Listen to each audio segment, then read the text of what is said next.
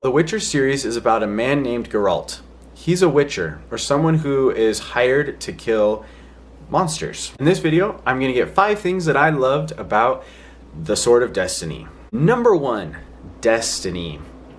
Destiny was a really cool theme for this story, and honestly, more than anything, I really liked that Destiny seemed more of a character. And actually, I honestly kind of feel like Destiny was the antagonist of this story.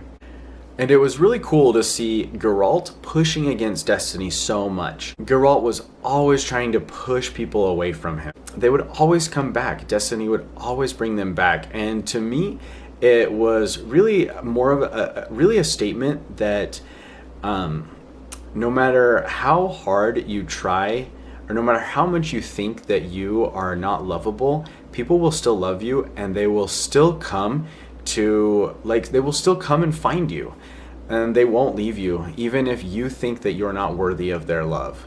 Number 2 is Dandelion. And I know, I've already talked about Dandelion before in my last video, in my review for the first book, The Last Wish, but I changed my mind in this video. I loved Dandelion in this video a lot, and it's funny because I actually read every song that was in there, and I just really thought that he brought a lot to the story this time. He brought a lot of humor, and more than just humor, a lot of character to the story, and I felt like I understood Geralt a lot more because of Dandelion, and his character was just really awesome in this book. I loved it. Number 3 is the Mermaid story. Honestly, I don't know what exactly it was about this story that I really liked. I think a big part of it was Dandelion was funny, there was a new bard, and she was a really cool character. I'm pretty sure her name was Priscilla. There was like an interesting love connection between Geralt and Priscilla, as well as a cool love connection between this mermaid and a land dweller. I think it was like a lord. I don't think that the man was quite royalty. I think he was just a lord. But it was interesting to see how these two people from completely different worlds could fall in love, and then you have that smacked right on top of Geralt's love stories, where he's always looking for someone who's from his world, which is a big reason why he is so pulled to Yennefer and pushes Priscilla away, because she's not from his world.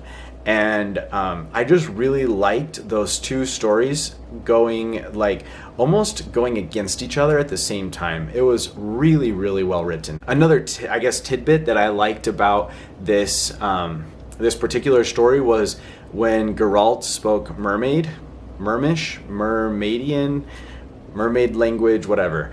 I really liked that he was able to speak their tongue, because most of the story, Geralt is kind of like this social outcast. He's more brawn than brain. And then I feel like right here it was kind of saying, no, he's got some brain too. He actually is pretty smart.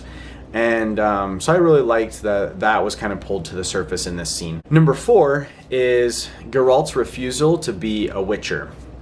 I thought that this idea was really cool because he didn't really choose to be a witcher in the first place, and he obviously is a witcher, and he's obviously taking witcher type jobs, but throughout the story he's asked time and time again to do some kind of job, and he'll go against it. He will instead save the creature, or just flat out refuse to do it. Number 5, and I saved the spoilery one for the end. This 5th item is Destiny's Ironies. In the Witcher series, or at least in the first 2 books, there's this big emphasis on the law of surprise, which is basically if you help someone, they offer you something like payment, and you say when you go home, whatever's there that you weren't expecting, that's your payment, give it to me. So a lot of times they get like a chicken, or I don't know, something random. But there are a few times where the person will go home and find out that their wife is pregnant or something like that. And so that new child is called a child of surprise. And in the first book, there was a scene where Geralt asks that of someone, and that person finds out that they have a kid. And so Geralt now has a child. But when the child is born, Geralt doesn't do anything about it, and neither does the person who technically owed them that child because why? Like, it's a child, and it's not a chicken. We can't just give children up to whoever, you know? And so Geralt doesn't follow up on that payment and whatever. But as the series goes on, Geralt keeps accidentally running into this child. And that's kind of the story of destiny in this particular book. There's a little bit going on with Geralt's love interest Yennefer, but it's mostly focused on this child of surprise. And at the end of the book, Geralt saves another man, and this time he does the law of surprise again.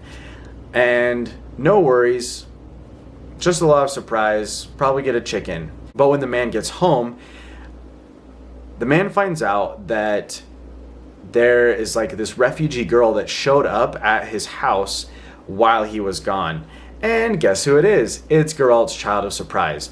And so I really loved that this whole time Geralt is just pushing and pushing against destiny, pushing against the law of surprise, and like still uses the law of surprise at the end, and it basically ends up like coming back to bite him.